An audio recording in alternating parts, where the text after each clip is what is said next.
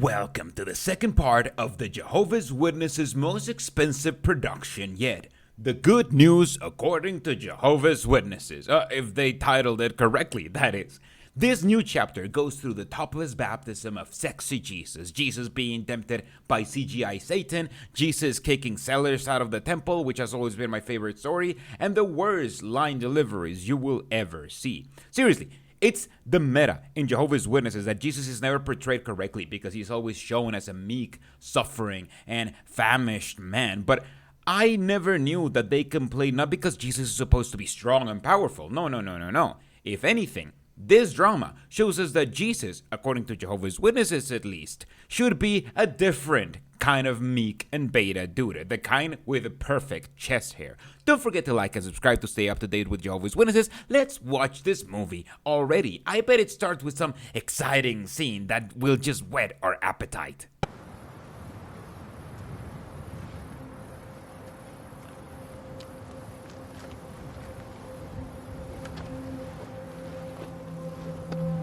In the 15th year of the reign of Tiberius Caesar, when Pontius Pilate was governor of Judea, Herod was district ruler of Galilee, Philip his brother was district ruler of the country of Iturea and Trachonitis. What is this angle? Like, seriously, what are we looking at? The back of his belt? That's how this movie starts, with a whimper. It starts with John the Baptist just walking up and down in the desert while a monotone voice narrates what the Bible says. Oh, wait, they're about to introduce John the Baptist just now. He was not that light, but he was meant to bear witness about that light.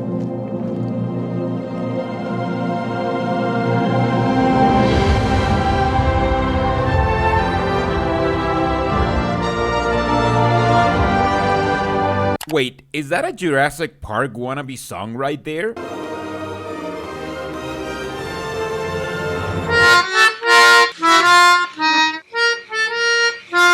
That's our intro. Then we start seeing John the Baptist doing many Baptists. And let's see if you can find what's wrong with this image.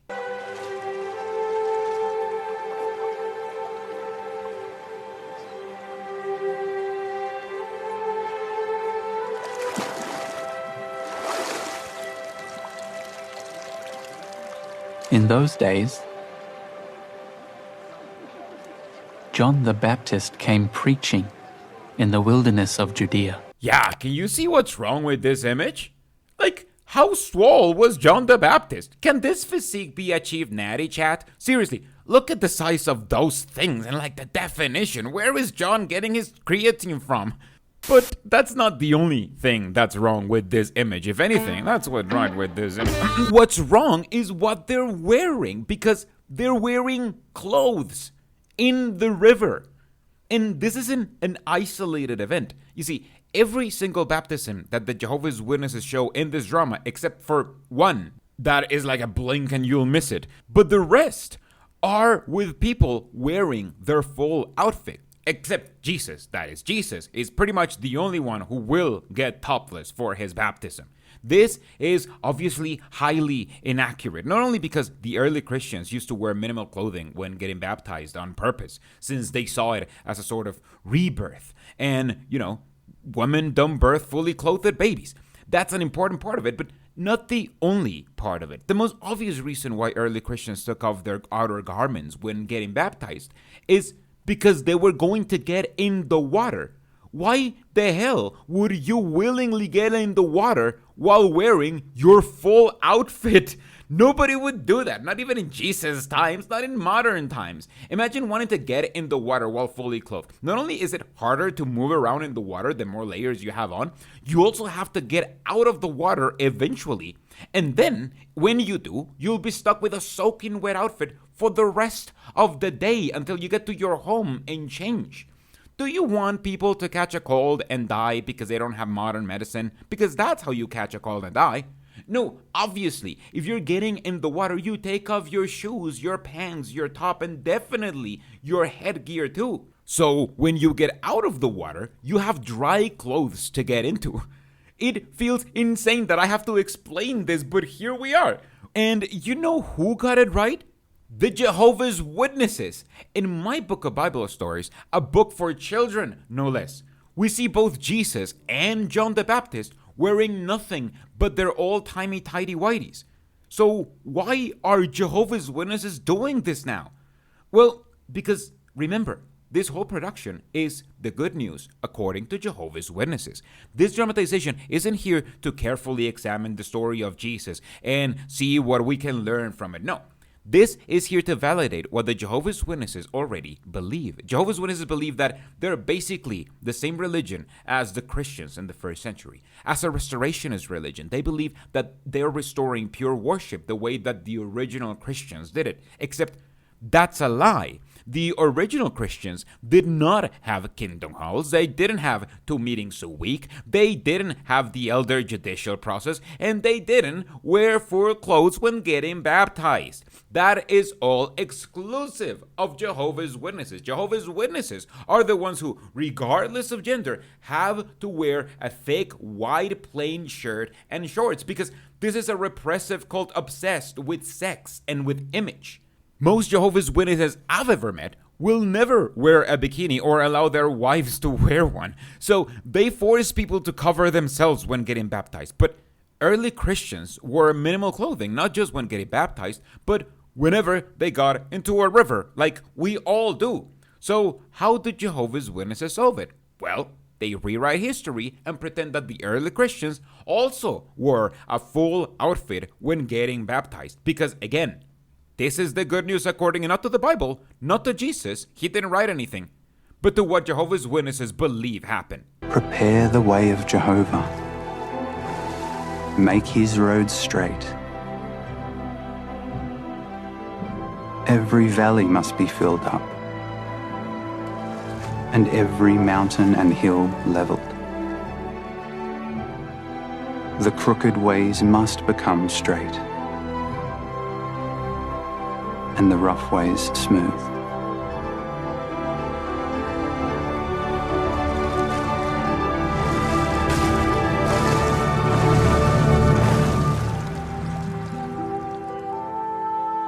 And all flesh will see the salvation of God.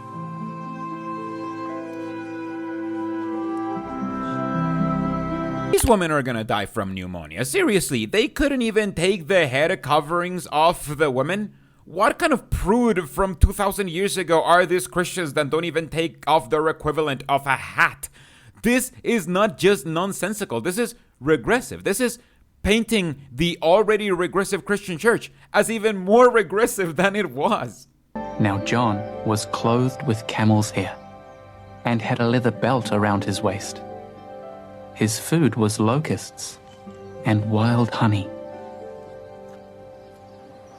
That guy has literally never eaten a cricket before. All of these people are bad actors suffering of bad direction, but the bad direction is completely apparent with John. First of all, because the narrator just told us that he's clothed with camel's hair. You know, because that's what the Bible says. But I can see that he's not clothed like that with my eyes. He is very obviously clothed in fabric. Look at the way it's frayed at the ends. That doesn't happen to leather because leather isn't made out of weaved threads. It's made out of skin. This is how camel leather with hair, what Word John, according to the Bible, looks like. See how different that looks? Even Jehovah's Witnesses have drawn him better before. Why is this Irish-looking guy dressed in linen when he's supposed to be John the Baptist who wore camel leather? You can still make the leather sleeveless if you wanted to show off his guns. Also, I can't be the only one who thinks that this guy looks a lot like Harrison from the defunct XJW channel The Truth Hurts, right? Like, I can't keep that for myself anymore. And the crowds were asking him, "What then should we do?" Let the man who has 2 garments share with the man who has none. And let the one who has something to eat do the same. What, so rich people who have far more than what they need should give away their wealth to feed those who don't have food? That's communism. If the people who are starving wanted to eat, they should have thought about it before not being born into wealth the capitalist way. Since this whole drama is written using the Bible alone, the Jehovah's Witnesses can't help but to show these roots that show you what neither the Jehovah's Witnesses nor arguably any large Christian religion does. That this Christian religion is communism at heart, even before communism existed. We'll see more evidence of this Christian communism in a bit, but before, there's another verse that completely contradicts this Jehovah's Witness theology. We all saw how Jehovah's Witnesses represented people getting baptized in their full outfit, which is completely wrong. But now, they're about to show you a deeper difference. Jehovah's Witnesses are against doing military service, even if it's just training and does not involve actual combat. They're so against it that they will disfellowship anyone who does military service, which is why this religion is illegal in places like South Korea, where that is mandatory. They aren't even allowed to do conscious objector services because it's still working for the military in their view. That's how far they take their anti-military view. If, say, a soldier wanted to convert to Jehovah's Witnesses, they would have to resign to their military service. That's what my grandfather, a military doctor, had to do when he converted. The first thing that this religion will change about a soldier is the fact that they are a soldier. Except that principle is completely anti-biblical. Let's say what John the Baptist told soldiers when they asked him what they, as soldiers, should do if they wanted to live life according to what he was preaching. Also, those in military service were asking him, What should we do? Do not harass anybody or accuse anybody falsely, but be satisfied with your provisions. That is what, according to John, soldiers should do if they want to please God. This would have been a perfect time for John to tell them that they should quit being soldiers. But that's not what he does. Instead, he simply tells them that if they want to please God as soldiers, they shouldn't abuse their power and they shouldn't be corrupt. In other words, they should be good soldiers. Soldiers with principles. This is why the Jehovah's Witnesses don't really show anything from the Bible in context, because the more you read the Bible, the more contradictions you'll find between what the Bible says and what Jehovah's Witnesses say. Let's keep John baptizing a whole bunch of people in their full clothes and walking around so we can see how him and Jesus met already.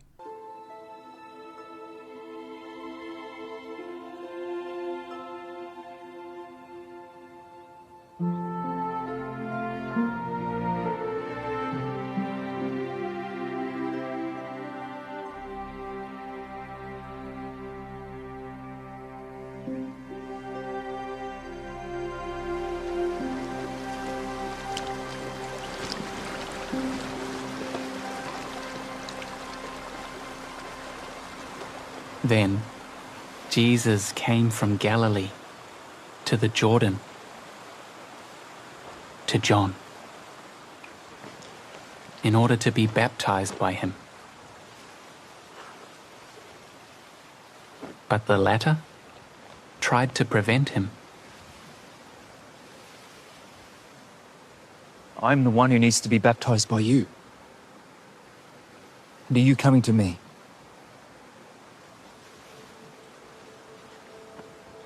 Let it be this time, for in that way it is suitable for us to carry out all that is righteous.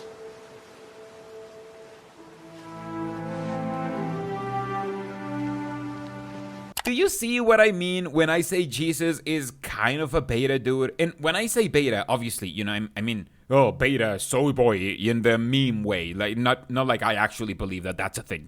I just want to clarify that.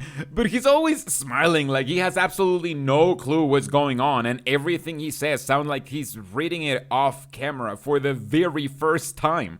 Also, did you notice how they show Jesus praying first and then getting baptized? This is another Jehovah's Witness adaptation. They believe that they have to do a little prayer dedicating themselves to Jehovah before getting baptized. So obviously, they filmed that part to show it to Jehovah's Witnesses. But if you thought Jesus was also going to get baptized wearing his full clothes, well, you're in for a treat. You see, Jesus is special. Jesus is allowed to be half naked and show us his perfect chest hair.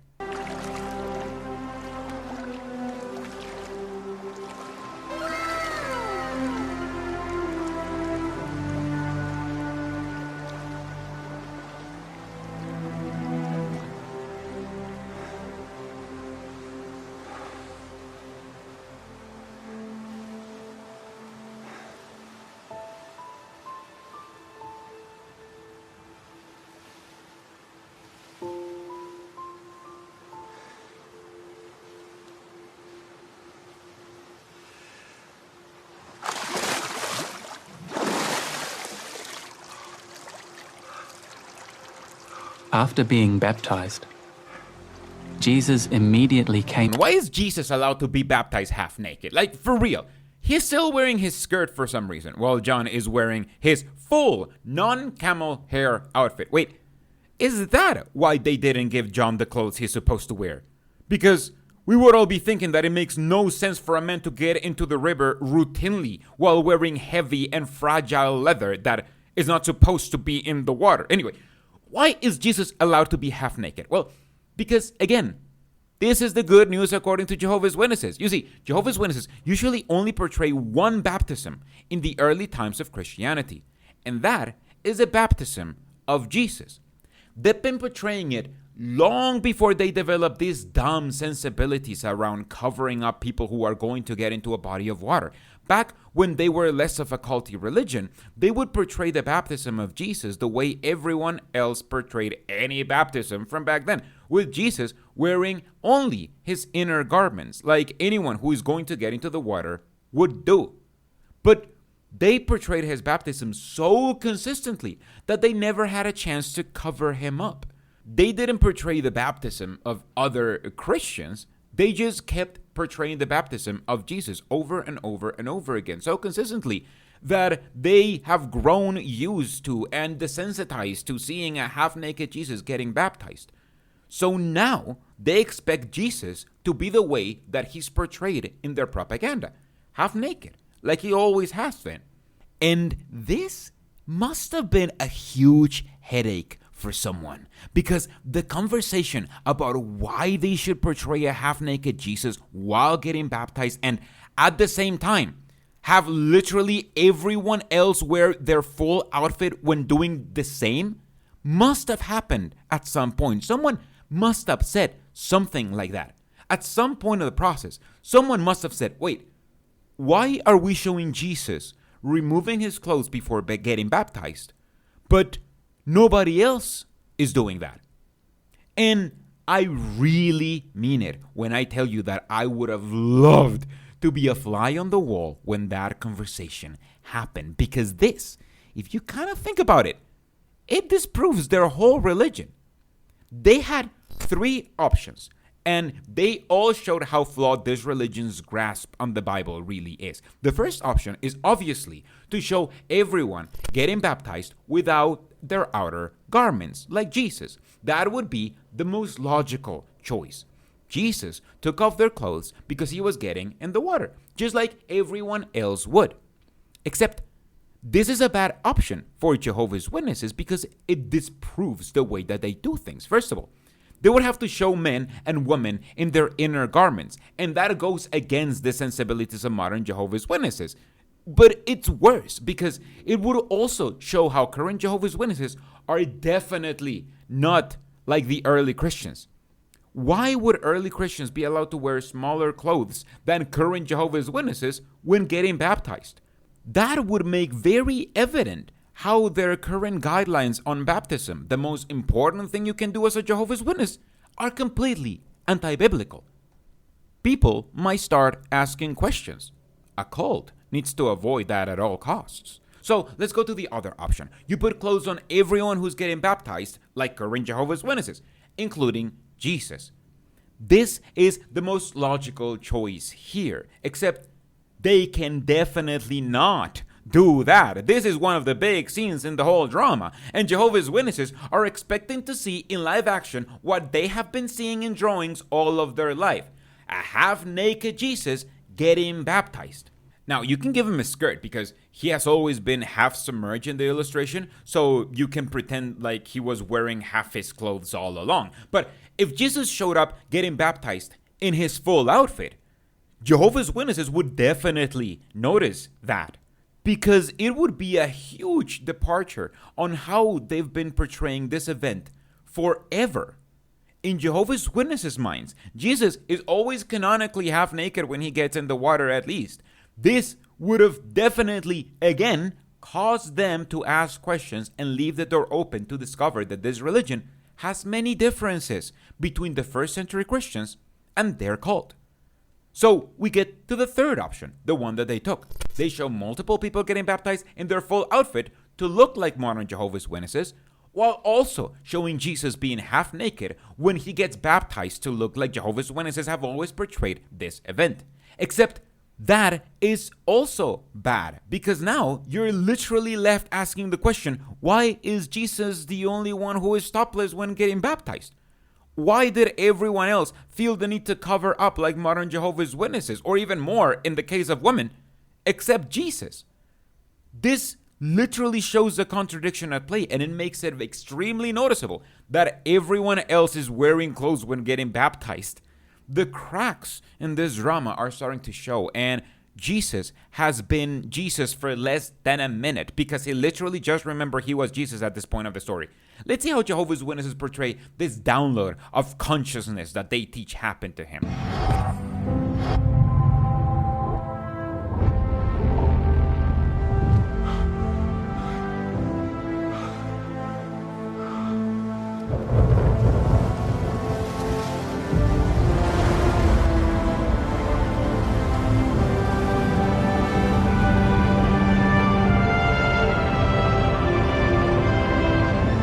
And look, the heavens were opened up,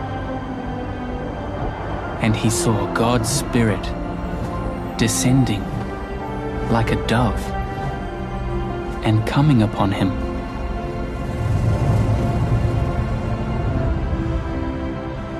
Look, also, a voice from the heavens said, "This is my Son, the beloved, whom I have approved." Did they get AI James Earl Jones for this? Why does he sound like Mufasa? Also, Jesus' manscaping game is on point. Look at that chest hair. But I still think that John is far more swole than Jesus. Wait, is that why he's not topless? Because he looks better without a shirt than Jesus? Okay, maybe I got it all wrong. Maybe they were going to do half-naked everyone for baptism, but then they saw John's impressive six-pack and they were like, Jesus doesn't have those and nobody can look better than Jesus, so we need to cover everyone up. Because you just know that with that tricep definition, he definitely has a six-pack over there. But wait a second. Is that a cross on the chest hair of Jesus? Is this some kind of Catholic miracle where the real Jesus had to appear in this scene of baptism to show you how he really looked like, and he used chest hair instead of his normal toast or wall mold forms? Anyway, after this, he goes on his fast for 40 days while a bored voice recites those verses in the Bible that recount the genealogy of Jesus, the shorter version, because the Bible has two versions of the same genealogy, one with far more descendants than the other. When Jesus began his work, he was about 30 years old, being the son, as the opinion was, of Joseph, son of Heli, son of Matthat, son of Levi, son of Melchi, son of Janai, son of... This goes on for almost 5 minutes, and it's kinda stupid, because this is to prove that Jesus was from the right lineage, tracing back to figures like the King David as such, but that's from Joseph's side, and Jesus was not the son of Joseph. God kinda cucked him on that. This isn't a Jehovah's Witness thing, by the way. It's a personal gripe I have against this part of the Gospels, and one that shows me how human and flawed the Bible really is, because the solution to this is very simple. Joseph impregnates his wife, who maybe is believed to not be fertile and, is of age. And God, instead of assuming the role of the sperm, assumes the role of the egg. The miraculous conception still happens because, she couldn't have babies before. The miracle still occurs, but it's obviously not as impressive, is it? Plus, God would assume the role of a woman, and we all know that God is a man. That would be a woke thing. And consensual intercourse? No. God deserves to be the first one. That's why he chose a teenager after all. If consent was important to God, he wouldn't have chosen a woman who was in all likelihood below the age of consent as the woman that he would impregnate. if this doesn't show you how flawed and human and written by man the Bible is, then I don't know how to show it to you.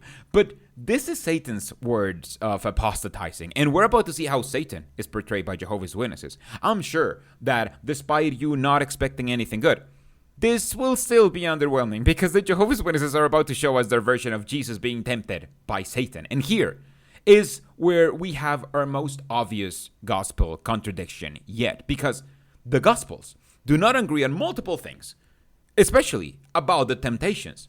John never even mentions that, so forget about that. Matthew and Luke give similar accounts, except they swap the order of the second and third temptations. Matthew says that the first temptation was bread, then the temple jump, then offering Jesus all the kingdoms in the world. Luke says that the bread happened first, followed by the kingdoms, and then by the temple jump. Plus, Luke adds a lot of spirit language and notes that Satan will return, like a Marvel character.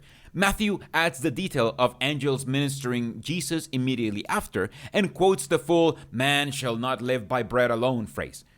And Mark does not even spell out the 3 individual temptations and doesn't even have any dialogue. Instead, it summarizes that Jesus was driven into the wilderness, tempted for 40 days with wild animals, and then ministered to by angels. It's just a summary, but wild animals? What temptation was that? So let's see how the Jehovah's Witnesses portray this classic tale, starting with their underwhelming representation of Satan. He had fasted for 40 days and 40 nights. He felt hungry.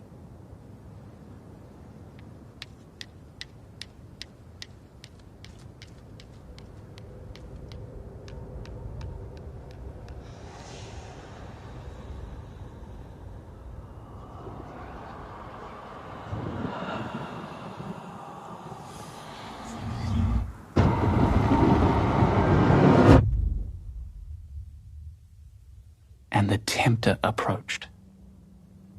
Yep, that's how Satan is represented in this dramatization, like some weird-looking dude with beady eyes and a CGI black cloak. Look, obviously, they weren't going to go with the traditional red man with horns, which I feel can be done correctly, but did they have to be this generic? This is a missed opportunity for Jehovah's Witnesses. They don't believe in hell, sure, but they do believe that Satan is the ultimate apostate, as they make clear in the convention.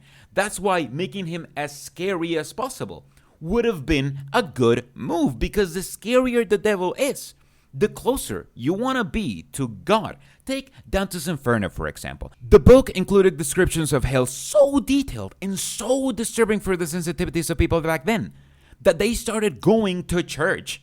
Attendance to church went up so dramatically after the popularity of that book, because fear is a powerful indoctrination method.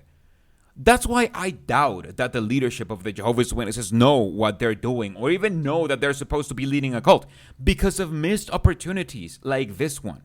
There are other ways to make a scary devil without falling into the same stereotypes. My favorite representation of devil, actually, is from the movie Constantine. And that's just a white guy in a white suit with some black crap on his feet. But that design, plus the ultra creepy performance of the actor, made for my absolute favorite devil of all time. You do believe that this is the avatar for some sort of evil being that has existed for eons. Even the fact that he's wearing a white suit, contrasting with his tattoos that you can barely see, and his feet, making it seem like he's trying to deceive you with the suit. You know, like a deceiver would. This would have been a perfect time to make the devil into everything that the Jehovah's Witnesses hate. Imagine if they made the devil's performance a little gay to reflect their homophobia, or a little androgynous looking to reflect their misogyny, or maybe super charismatic to explain the lack of charisma of the governing body. But no, this devil is the Timu version of the most generic version of the devil you've ever seen. And you haven't even hear him talk. If you are Son of God, tell these stones to become loaves of bread.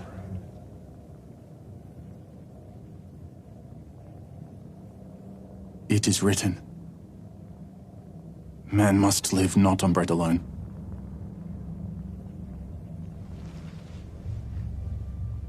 But on every word that comes from Jehovah's mouth. You son of God, turn stones into bread.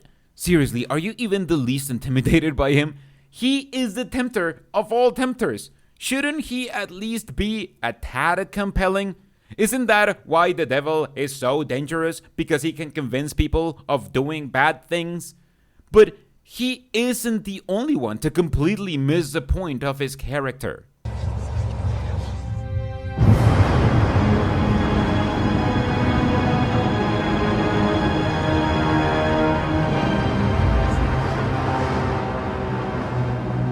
Then the devil took him along into the holy city, and he stationed him on the battlement of the temple, and said to him, If you are a son of God, throw yourself down.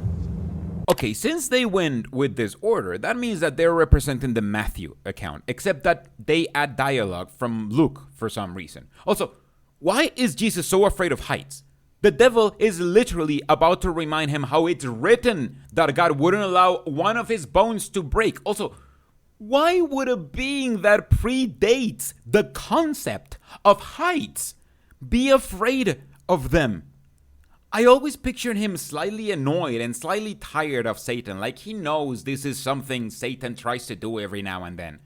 Do you see why I say this is just a different kind of wimp? His reaction kind of completely undermines the way that he responds to Satan. Again, it is written. You must not put Jehovah your God to the test. Why does he look so afraid of the whole situation? Now his response sounds way more like an excuse than anything else. We all saw how afraid he was of heights. But now a very interesting part of the story comes along. You see, in the Bible, Satan takes Jesus to a mountain that is so high that Jesus can see all the kingdoms in the world. That's because the Bible always portrays the earth as a flat earth with foundations and everything. So let's see how the Jehovah's Witnesses are going to tackle that part.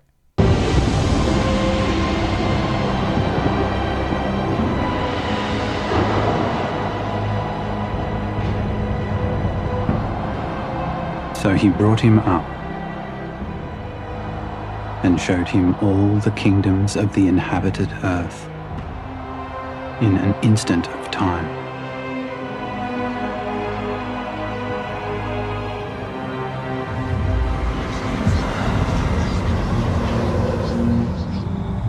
Yup, the absolutely most boring way possible. Jesus is simply at some cliff where he can see the badly rendered pyramids next to Roman temples and such. The Jehovah's Witnesses themselves have portrayed this far better with Satan's hand offering Jesus all the kingdoms. I like that representation far more because by going full surreal, it at least pretends like this was some sort of obvious miracle that Satan was doing to show Jesus all the kingdoms at once. Compared to that, this is a completely nonsensical portrayal. Also, why is this movie so gray? Couldn't they at least crank up the saturation of this pseudo-vision? I will give you all this authority and their glory, because it has been handed over to me, and I give it to whomever I wish.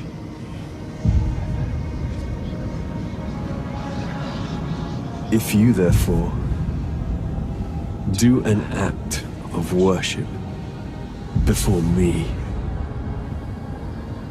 it will all be yours. Go away, Satan, for it is written, it is Jehovah your God you must worship, and it is to him alone you must render sacred service. Why is Jesus so afraid still? Also, they're using Luke's account for this because this verse, which is nowhere in the accounts by Matthew or Mark, is foundational for Jehovah's Witnesses. They believe that this verse proves that Satan is the ruler of the world, which is why anything outside the Jehovah's Witness cult is basically tainted with Satan still today. This is a weird mismatch of the story that only highlights what Jehovah's Witnesses already believe. Now, Since this is Luke's account and Luke doesn't mention angels ministering to Jesus, will they show the angels? Then the devil left him.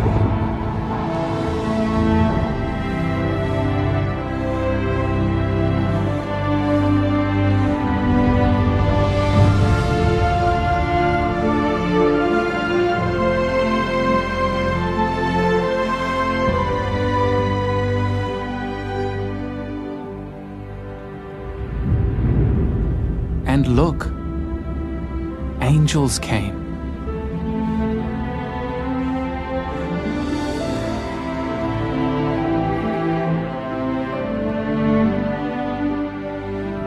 And began to minister to him. Yup, angels that look suspiciously like white men come to Jesus, showing again how much Jehovah's Witnesses are jumping between Gospels. Now, you might think that this is just Jehovah's Witnesses trying to add all details together. If different people had experienced the same account, which isn't what happened here, by the way, then they would focus on different details. So adding all of them together would give you a better idea of what happened, right? Forget about the order of the temptations and how the Gospels clearly contradict there. That doesn't matter. What matters is that you read all the Gospels so you can learn all the details from different perspectives, right? Well, then why is Jesus never tempted with wild beasts for 40 days like in Mark? Mark says that he was tempted with wild animals, which would be another temptation to add to the list. How come Jehovah's Witnesses and most of Christianity completely forget about this detail then?